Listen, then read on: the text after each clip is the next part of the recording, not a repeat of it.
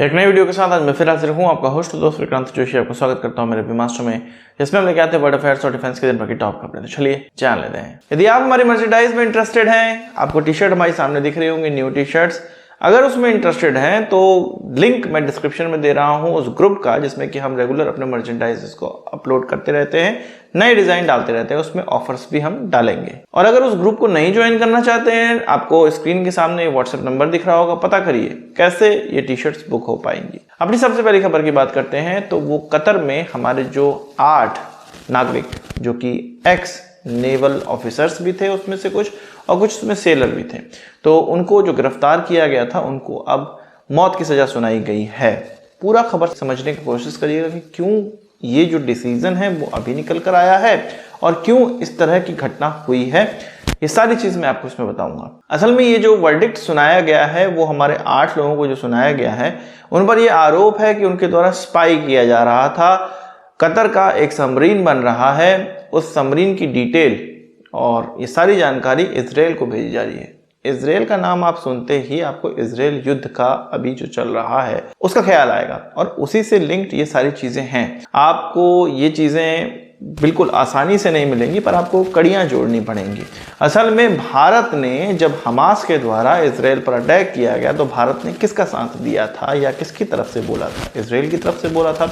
और मोरली भारतीय लोग, बहुत से भारतीय इजराइल का ही साथ देते हैं, और टेररिज्म के अगेंस्ट में भारतीय हमेशा ही जो टेररिज्म का शिकार है उसका ही साथ देता आया है, और इसमें भी इजराइल का हम साथ दे रहे हैं। हालांकि भारत ने फिलिस्तीन को भी ह्यूमैनिटेरियन एड्स दिया है और ये चीज कहा है कि फिलिस्तीन और इजराइल 2 राष्ट्र बनने चाहिए और यही सोल्यूशन है, पर वहीं हमने हमास को भी कंडेम किया है। अब आप सुनिए, हमास क्यों इस प्रकार के अटैक कर पाता है, उसका बेस कहाँ है, उसके नेता कहाँ बैठते हैं? उसके नेता बैठते हैं कतर के अंदर। कतर के ईरान से अच्छे रिलेशन हैं, और हमास को जो पूरी फंडिंग है, हथियार है, ये सब कतर, ईरान, इन्हीं की सब देन है, और इनके ही द्वारा आक्रमण किया जा रहा है। अब जो भारतीय थे, जो ये 8 भारतीय थे, ये जिस कंपनी के लिए काम करते थे वो कतर के लोगों को या कतर के जो सेना में जो सबमरीन चलाने वाले हैं उनको सबमरीन की ट्रेनिंग देते थे। और ये जो सबमरीन की ट्रेनिंग दी जाती थी, कतर का यह आरोप है कि इसकी जो जानकारी है वो इजराइल को भेजी जाती थी, इजराइल के किसी संस्था को भेजी जाती थी, और इन लोगों के द्वारा जासूसी की जा रही थी, इस कंपनी के द्वारा जासूसी की जा रही थी, इसीलिए इनको पकड़ा गया है। और इन पर जो ट्रायल है वो 2022 से ही चल रहा है, इनको 2022 से ही पकड़ा गया था, पर अभी ये डिसीजन इसलिए आया है क्योंकि भारत ने इजराइल का साथ दिया है, और इसी की जो खीज है, इसी की जो खुन्नस है, वो कतर के द्वारा हमारे लोगों को मृत्यु दंड देके उतारी जा रही है। हालांकि भारत की तरफ से ये कहा गया है कि ये जो वर्डिक्ट है ये काफी शॉकिंग है और इस तरह से आएगा हमें पता नहीं था। आगे काउंसलर एक्सेस तो हमें मिला ही हुआ है, आगे जो भी लीगल कार्रवाई है वो सारी चीजें भारत के द्वारा की जाएगी। फॉरेन मिनिस्ट्री इस चीज को देख रही है और उनके परिवार वालों के भी टच में है। इन 8 में से एक की बहन ने भी हमारे प्रधानमंत्री से गुजारिश की है कि इस चीज में इंटरफेयर करें और इस चीज को अपने स्तर से देखें और उसको सुलझाएं। इन शॉर्ट, ये जो 8 लोग हैं इनकी जो मृत्यु दंड है उसको खत्म करने का प्रयास किया जाए हमारे प्रधानमंत्री के द्वारा। हम सभी ये आग्रह करेंगे कि कतर के साथ जो अच्छे रिलेशन की बात की जाती है, अच्छे रिलेशन किस बात के, अगर हमारे लोगों को इस तरह खींच में, खुन्नस में मारने का प्रयास किया जाएगा तो क्या कतर से अच्छे रिलेशन रखना कोई फायदा है? उसका कोई फायदा नहीं है। कमेंट बॉक्स में बताइएगा, कतर को जो कुछ कहना है वो कमेंट बॉक्स में आप कह सकते हैं। यहाँ पर एक और कारण, जो बहुत बड़ा कारण है, यूरोप इकोनॉमिक कॉरिडोर के बारे में भी बात करना बहुत ज्यादा आवश्यक है, और उसका भी रिलेशन इस चीज से है। असल में अभी जो बाइडेन के द्वारा, उनके एडमिनिस्ट्रेशन के द्वारा ये कहा गया है कि ये जो अटैक हुआ है, ये जो इकोनॉमिक कॉरिडोर निकल कर आया है, जिसमें कि भारत, सऊदी अरेबिया और इजराइल को जोड़ता हुआ एक कॉरिडोर निकल कर आया है, उसके आने के बाद ही, इसके जो पूरी खाका खींचा गया उसके बाद ही इस प्रकार का अटैक देखने को मिल रहा है, ताकि ये चीज़ें कंप्लीट ना हो सके। और उनका ये कहना था कि ये चीज़ें कंप्लीट की जाएंगी। अब आप सुनिए, कतर का सऊदी अरेबिया से जो रिलेशन है आप जानते ही हैं, अच्छे रिश्ते उनके नहीं होते हैं क्योंकि वो ईरान के साथ भी रहता हुआ है, और इस तरह की चीज़ें यूएई के साथ भी हैं। अब जब सऊदी अरेबिया यूएई को जोड़ता हुआ कोई रास्ता जाएगा तो कतर उसमें कैसे पार्टिसिपेट नहीं करेगा या उसको कैसे खराब करने का प्रयास नहीं करेगा? तो ये चीज भारत से होकर जा रही है, इसलिए भी कतर के द्वारा इस तरह की खींच निकाली जा रही है। ये सब मेरा परसेप्शन है। आपका परसेप्शन अलग हो सकता है, पर जो हमारे दिमाग में चल रहा है, जो मेरे दिमाग में चल रहा है, या जो मैं आपको बता रहा हूँ, इसका कहीं ना कहीं रिलेशन ज़रूर होगा।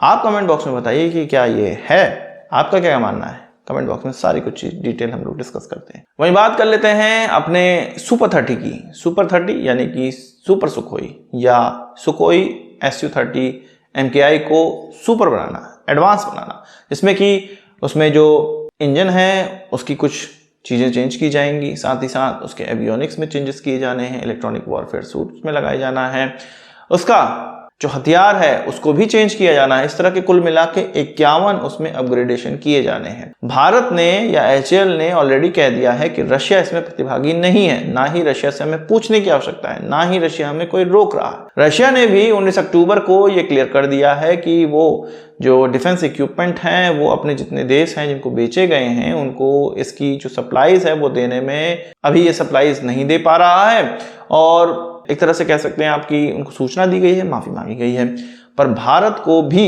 एक मूक सहमति रशिया के द्वारा दे दी गई है कि तुम अपना प्रोग्राम कैरी ऑन रखो। बस इसमें फ्लाई बाय वायर है जो वो रशिया से निकल कर आएगा, वो वहीं से आएगा अपग्रेडेड, पर और सारी चीज़ें भारत की ही इसमें लगेंगी। HAL के द्वारा सारी चीज़ निर्माण की जाएंगी। एक अच्छी खबर इसको माना जा सकता है कि रशिया यहाँ पर उंगली नहीं कर रहा है, युद्ध में अपना बिजी है, हम लोग इसको पूरी तरह से इंडिजिनस बना पाएंगे। इनको इंडिजिनस बनाने से ये एक टेस्ट बेड की तरह भी काम करेंगे, और साथ ही साथ जो हमारे नए एडवांस एयरक्राफ्ट होंगे जो कि भारत में ही बनाए जाने वाले होंगे या बने होंगे, जैसे कि तेजस और उसके अन्य वेरिएंट्स, तो उनमें भी ये जो अपग्रेडेशन है इनको उसके हिसाब से इनकॉर्पोरेट करने में भी आसानी होगी। एक अच्छी खबर इसको माना जा सकता है। साथ ही साथ हम लोग अगर बात करें स्वार्म ड्रोन की, तो 1000 करोड़ रुपए के हमने स्वार्म ड्रोन, सुसाइडल ड्रोन, अलग अलग प्रकार के ड्रोनों के ऑर्डर दे दिए। भारतीय आर्मी का कहना है, उनके ऑफिसर का कहना है ये तो शुरुआत है, अभी और भी ज़्यादा ऑर्डर दिए जाने हैं, और ये जो शुरुआत है वो केवल अभी इनको चेक करने के लिए, इनकी टेस्टिंग करने के लिए इन ड्रोन्स को खरीदा जा रहा है। अभी और भी संख्या में ड्रोन खरीदे जाएंगे। जो हम युद्ध देख रहे हैं, अजरबैजान का देख लें, आर्मेनिया का देख लें, या यूक्रेन रशिया का देख लें, इसमें ड्रोन्स और सुसाइडल ड्रोन बहुत ज़्यादा संख्या में इस्तेमाल किए जा रहे हैं। सस्ते, हल्के, किसी से मार ना गिराए जाने वाले इस तरह के ड्रोन जो कि दुश्मन को नुकसान पहुंचा रहे हैं बहुत ज़्यादा। इन ड्रोन से ये क्लियर हो रहा है कि जो भविष्य का युद्ध है वो कैसे लड़ा जाएगा। भारत भी इसके लिए अपनी कमर कस रहा है, और इसीलिए ड्रोन की हजारों की संख्या में भारत के प्रोक्योरमेंट आगे हम लोग देखेंगे। कुछ 300-400-500 का प्रोक्योरमेंट तो अभी हम लोग देख रहे हैं। इस चीज़ पर आपका क्या कहना है कमेंट बॉक्स में ज़रूर बताइएगा। वही बात कर लेते हैं अजरबैजान आर्मेनिया युद्ध की। आपको पता है कि पहली खेप जिसमें कि आकाश मिसाइल इत्यादि थे वो आर्मेनिया पहुंच चुकी हैं और ईरान के रास्ते पहुंची हैं। भारत, ईरान और आर्मेनिया के बीच में एक एग्रीमेंट साइन हुआ था, इसमें कि ईरान को रास्ता देना था आर्मेनिया तक भारत को, और वहां पर हथियार पहुंचाए जाएंगे। तो इसी माध्यम से पहुंचा दिए गए। इनकी वीडियो भी निकल कर आई जो कि अजरबैजान के द्वारा डाली गई थी सोशल मीडिया पे। अब ये कहा जा रहा है कि आर्मेनिया को दूसरी खेप भारत के द्वारा भेजी जानी है, और जल्द ही वो भेज भी जाएगी, और हम ये देखेंगे अजरबैजान फिर से खीज में नया वीडियो जारी करेगा। और जब ये जारी होगा आपको समझ जाना चाहिए कि भारत ने आर्मेनिया को हथियार दूसरी खेप भेज दिया है। वहीं ये भी खबर आ रही है आर्मेनिया की तरफ से कि वहां पर ये जो आकाश मिसाइल है वो अच्छा परफॉर्म कर रही हैं, इसीलिए वो ज़्यादा अब भारत के अंदर कॉन्फिडेंस दिखा रहे हैं और भारत से और ज़्यादा संख्या में हथियार खरीदेंगे। वहीं चीन का आप कह सकते हैं एक डुअल पर्पस वेसल शियान 6 वो पहुंच गया है कोलंबो पोर्ट में, यानी कि श्रीलंका पोर्ट पर वो पहुंच चुका है।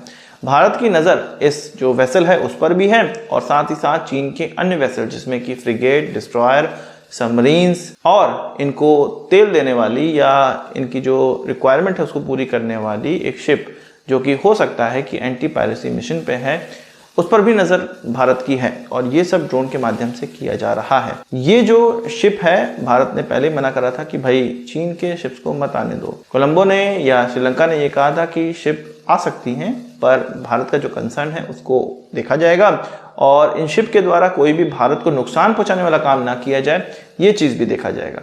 तो इनकी डॉकिंग हो गई है। भारत कंसर्न जारी करता रहता है, पर श्रीलंका भी क्या करे, वो भी चीन के एहसानों के तले दबा हुआ है, कर्ज के तले दबा हुआ है। अब वो भारत के साथ एक समन्वय ही बनाकर चल सकता है। चीन और भारत के साथ समन्वय बना रहा है। भारत को यहाँ पर चीन को वैसे ही परेशान करना चाहिए जैसे कि चीन भारत को परेशान करने का प्रयास कर रहा है। आपका क्या कहना है कमेंट बॉक्स में जरूर बताइएगा। आज की इस वीडियो के लिए बस इतना ही। आशा करता हूँ वीडियो पसंद आई होगी, आपको एक बड़ा आंसर जरूर देंगे। इस वीडियो संबंधित सवाल सुझाव कमेंट बॉक्स में जरूर लाइएगा, और यदि आपने मेरा चैनल सब्सक्राइब नहीं किया उसे भी कर लीजिए, क्योंकि हम इस प्रकार की वीडियो आते रहते हैं। नमस्कार, थैंक यू, जय हिंद।